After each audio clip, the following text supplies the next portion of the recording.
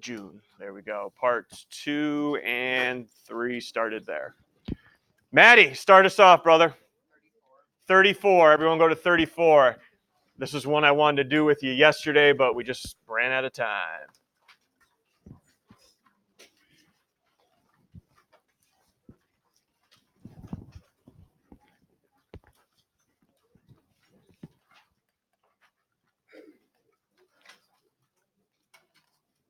I think this is a great problem. Right at your level right here. Nothing tougher, not easy. It's right at your level, I think. All right, a couple key facts. This bad boy can hold 20,000 gallons of gas and has a length of 34.5 feet. All right. So here's the deal.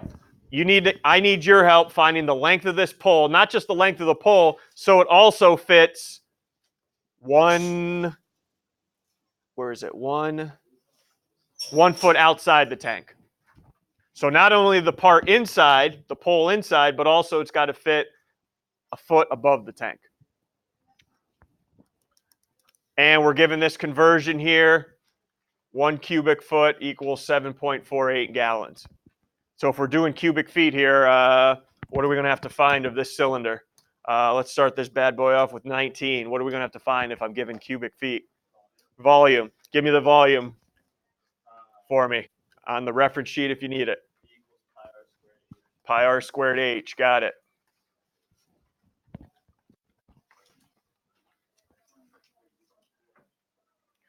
All right, there's a lot of things going on here. First off, I think the easiest one is h. What is the height of this tank? Here you go, 23, your show. Height of the tank? We have a 23? Yes, no? 34 and a half. That's the easiest one to fill in. Volume. I don't have the volume in cubic feet, but I can make it into cubic feet. How many gallons does this hold? 20,000, and I know, ready? Here we go, write a darn proportion. I know 1 cubic foot is equal to 7.48 gallons. Where do I put the 20,000 in my proportion here? On the top or the bottom? Here we go, 19. Top or bottom for the 20,000 gallons? Bottom, because 7.48 is the gallons. So 20,000. If you set yours up a different way, just make sure your units stay with each other. How many cubic feet? Go ahead, everyone. How many cubic feet?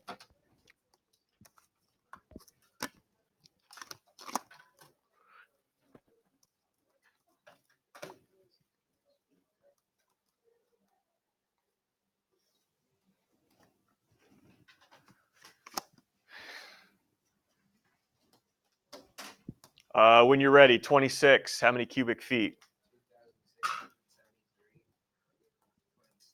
I got it. You got it.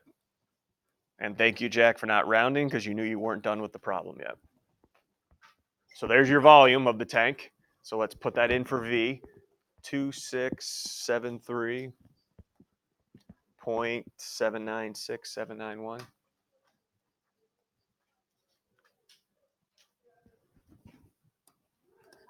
All right. Before I get to the rest of the formula, and this was the key to the whole problem.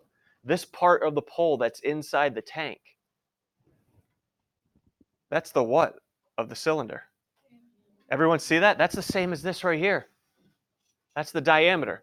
So if you can find me the diameter, then we'll add 1 foot to it at the end because it's got to stick a foot out. We'll be all set. All right, can I use this formula to find the diameter? Yeah, solve for the what? Yeah, here we go. Pi r squared times 34.5.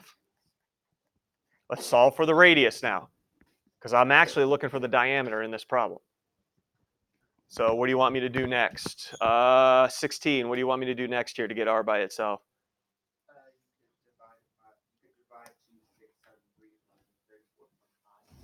Sure, you got it. Divide by 34.5.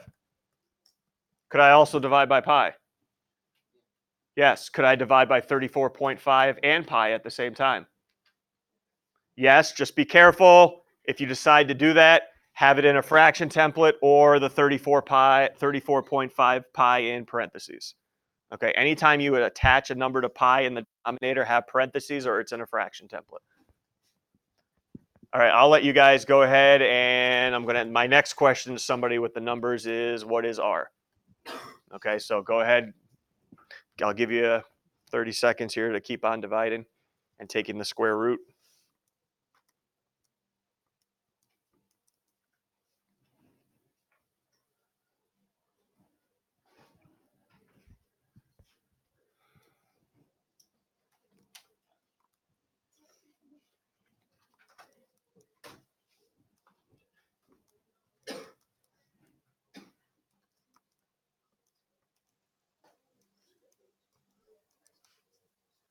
Okay, when you're ready, let me know what the R value is here. 21 R value. When you're ready. Yep, you're good, Emma. Thank you. You got it correct. And I'm looking for diameter. So what do you want to do here? Multiply it by 2, but then that's not the final answer because add 1 to it because it's got to stick a foot out. And then I'll ask somebody that final answer after you multiply that by 2 and add 1 to it.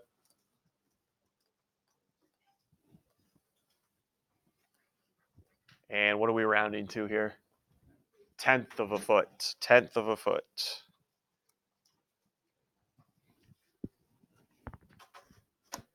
All right, so when you're ready there, what are we looking at? 12, what are you looking at here? Not here?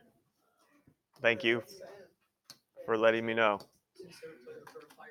5. 10.9 feet. Got your questions answered there, Maddie? Hey, got your questions there? Good. I thought this was a good question. The toughest part, I don't know if you guys agree or disagree, toughest part of this problem was realizing the poll was asking you really for the diameter. What do you need? I just wanted to know that when it says justify, you need to Okay, that is actually a decent question. Justify, show work. Explain, write out some words. Okay, everyone else good. Justify, your work's fine. Explain, write out in words. Tell us what you're doing in words. Oh, Anthony. What would you say for like a problem like this where you're showing with that when it says explain? I don't think it would say explain. Because look at what we did here. Yeah. Explain would be like, why are the two triangles congruent? Because reflections are rigid motions. That's where you explain. It's problems like that. All right, parts Nam. Which, by the way, I'm going to say, do you mind if I tell everybody? Nam's got a sister who's a freshman. I don't know if anybody knew that. Okay. And I have her the period before you guys come in. Poor girl comes in with a textbook, gives me the textbook. And I'm like, oh, that's nice of Jasmine to give me your textbook. You know, I've been asking people to bring it in. She goes, oh, no, this is my brother's. And I go, oh, is it?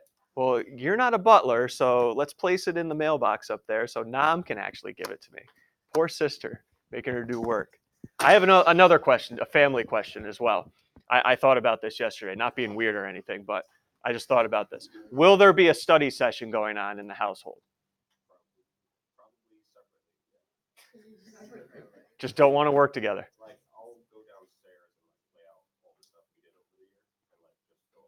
But that's not how she does it.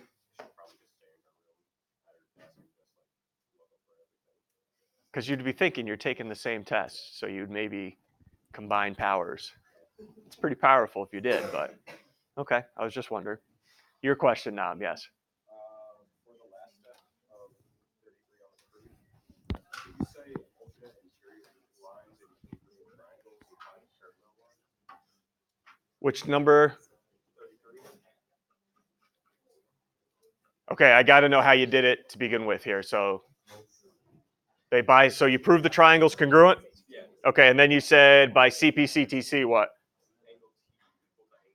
Okay, all right, I got you now. So what I would say now is, what type of angles are T and V? And you just proved them congruent. So you would say congruent alternate interior angles imply parallel lines. Is that what you just asked? Then yes.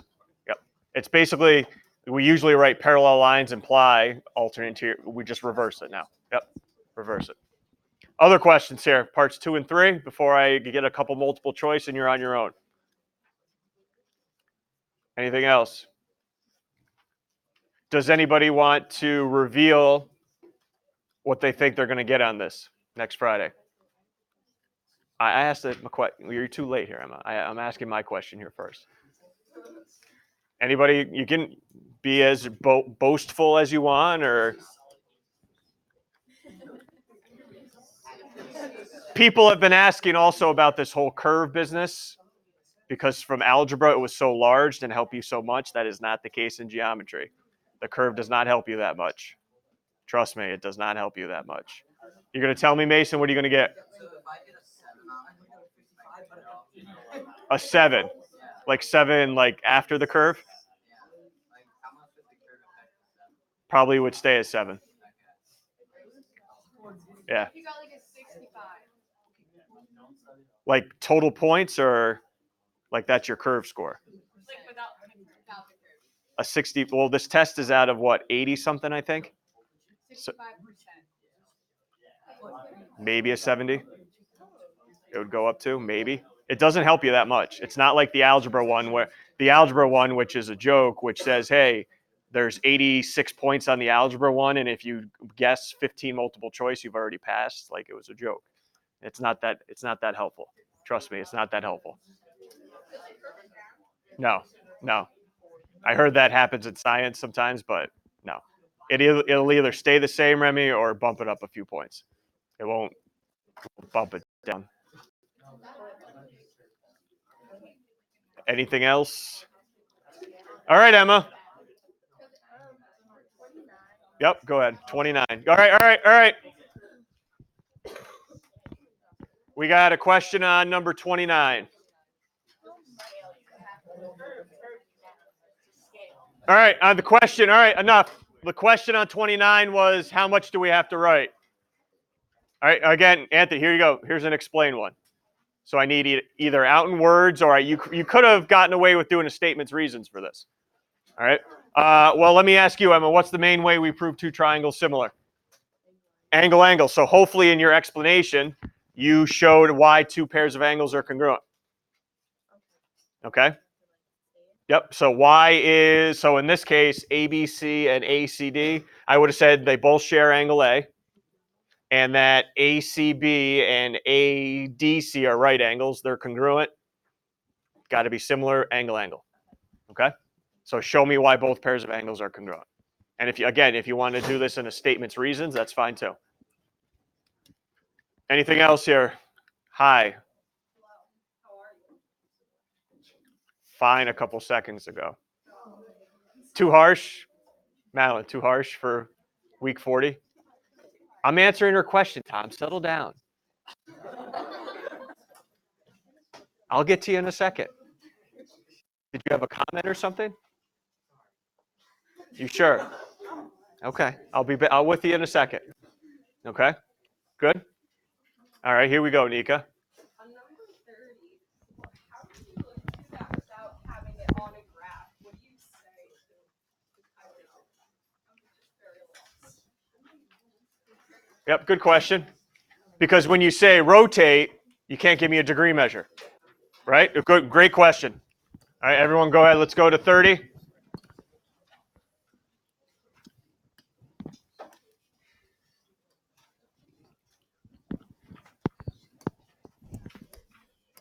Guys are asking some good questions today.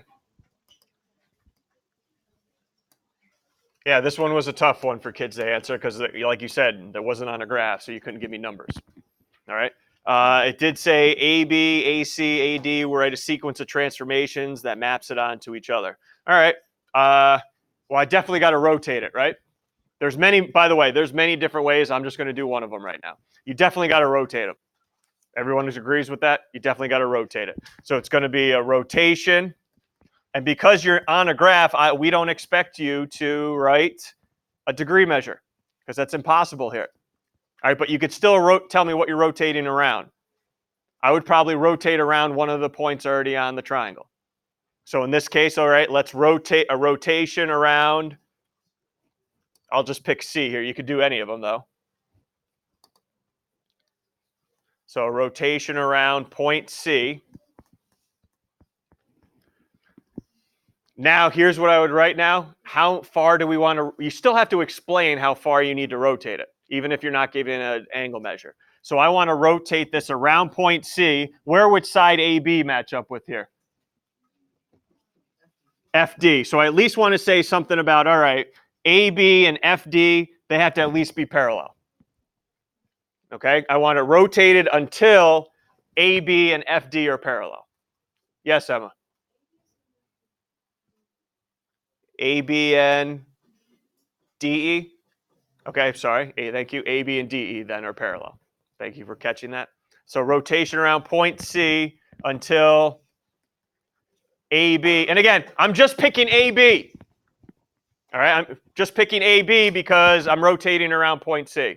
Could I also say when BC is parallel to EF? Yes.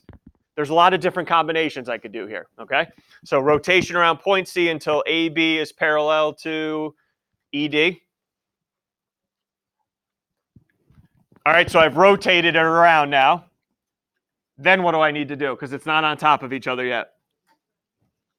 I got to slide it, all right? Followed by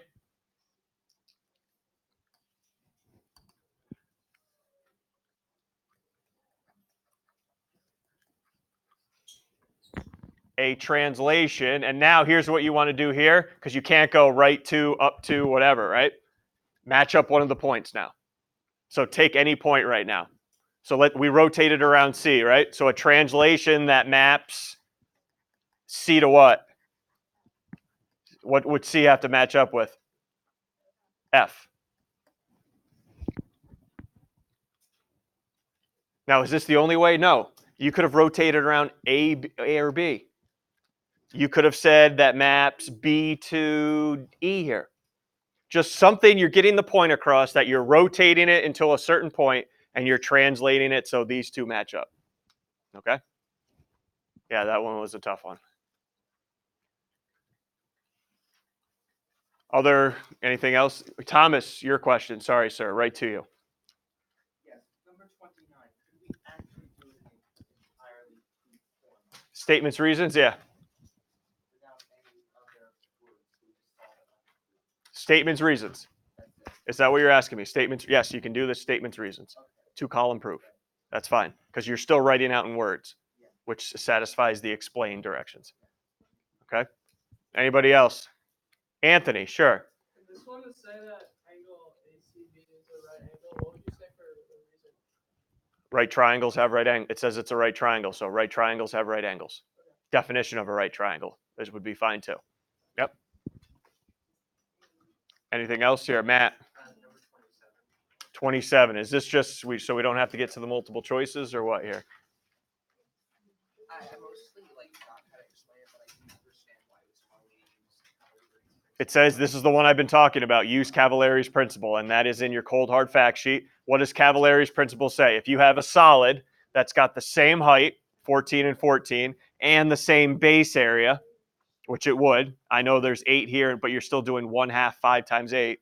If you have two solids that have the same height and the same base area, they'll have, by Cavaliere's principle, they'll have the same volumes. Okay? Hey, on this one, hey, on this one here, 27, we had kids actually find the volume of both and say they're equal. You don't get any credit for that. It said use Cavaliere's principle. So you needed to show your understanding of that.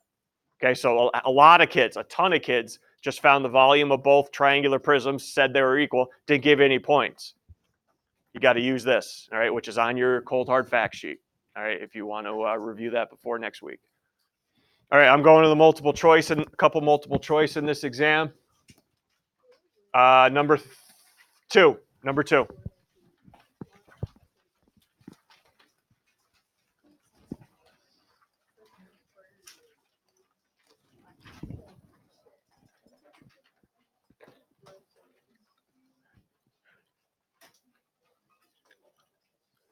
Okay, find the area of that triangle. And I know some of you probably want to, and I don't blame you, want to bust out 1/2 base times height because that's the area of any triangle. I don't know what you're going to use as the base and the height though. If I can't count it, if it's not a horizontal or vertical line.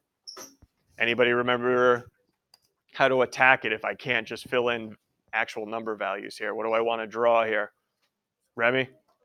A box that contains P, Q, and R.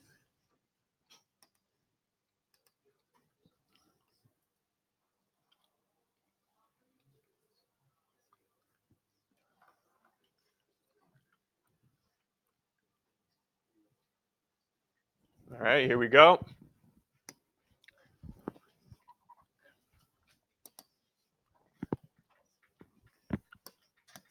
All right, first off, here we go. Find the area of the box. Find the area of the box. Length times width, base times height.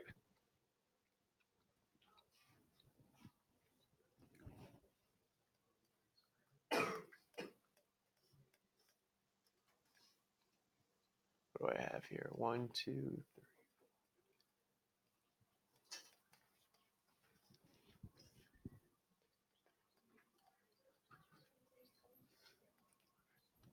What are you finding? Area of the box. Let's hear from number 2. Area of the box.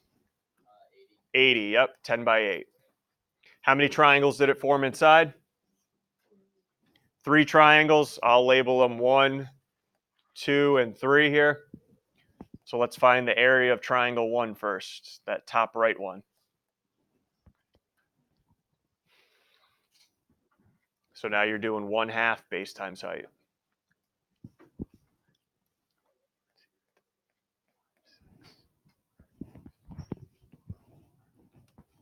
When you're ready, let me know the area of that top right triangle. Let's hear from 21 when you're ready. What's the area of that top right triangle?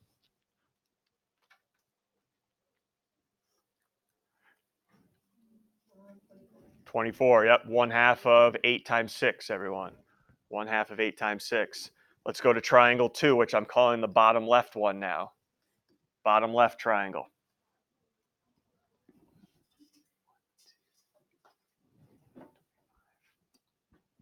When you're ready, I'll need that area.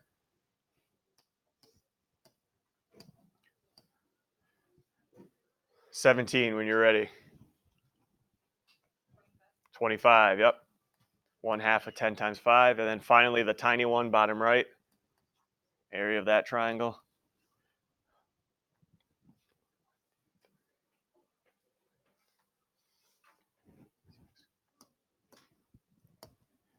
$14 when you're ready. 6, yep. And then what am I going to do with those 3 from 80? Subtract them, and we should have the area.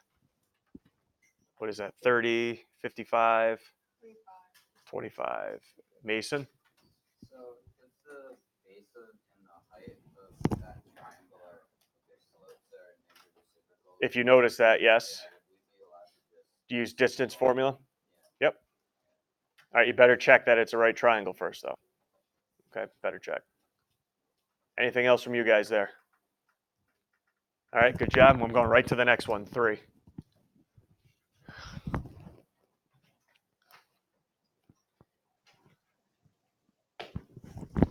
Right triangle ABC. Angle C is a right angle.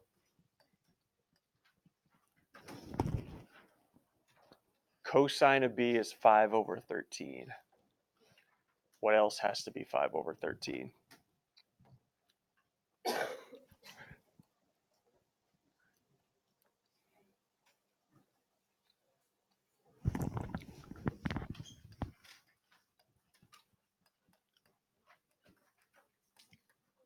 I don't know how you guys are approached because there's a couple different ways we could attack this. I don't know which way you're going to attack it.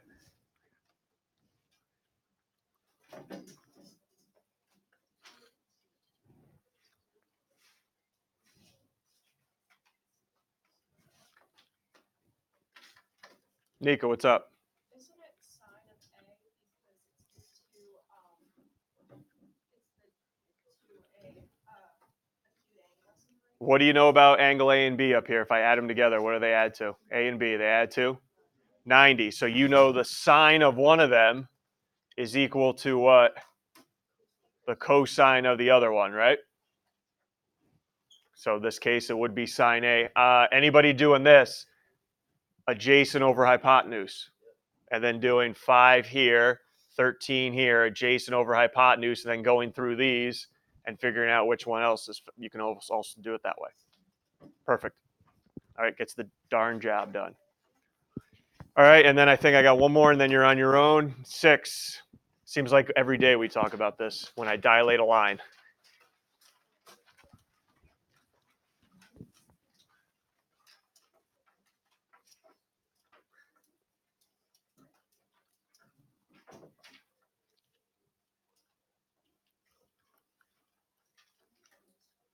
All right, where's this point I'm centering it around? It's not the origin. Well, I guess it could be, but it's not on the line. It's somewhere else, not on the line. All right, so I just have a random line segment here, a point not on the line, fine, right there. That's not on the line. We can at least confidently say when we dilate a line, as long as it doesn't stay the same line, the two are going to be what to each other? Parallel. We can confidently say that the two lines are going to be parallel.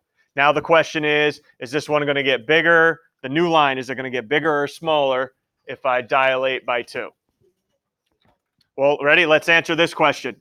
If I'm dilating by 2, is this point right here going to get closer to the center or further away? It's going to get further away, right? All the points are. This one's going to get further away. So what's going to happen to my line? It's going to get larger. All right, so we're looking at which one up here? Choice 3, parallel and twice the length. Do not waste your time. I will walk around, help you out wherever you need. If you are working on the part 1s, remember the answer key is just on the back page. If you're working on part 2, 3, or the 4, get out your Chromebook and look at the answer keys. Let's go. Let's go. We're not taking a break to breathe here. You got 14 minutes.